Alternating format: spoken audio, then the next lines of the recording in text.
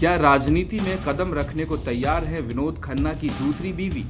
विनोद खन्ना की आखिरी सभा में बड़ा इशारा मिला है।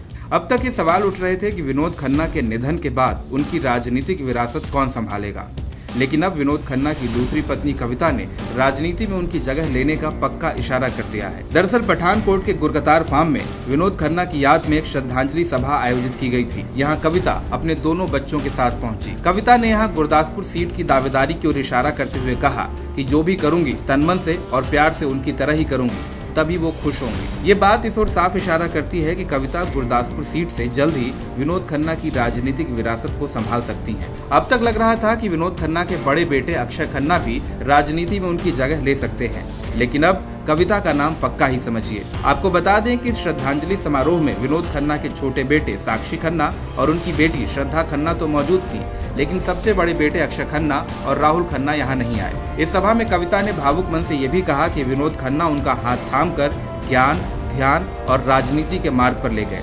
अब वो सब करेंगी जिससे विनोद खन्ना की आत्मा को शांति मिले और वो खुश हो।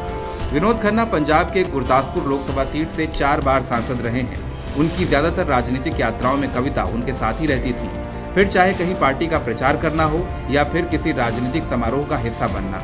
अब अगर ऐसे में कविता राजनीति में उनकी जगह लेती हैं, तो कोई खास हैरानी की बात नहीं होगी। इंडिया न्यूज़ वायरल की रिपोर्ट।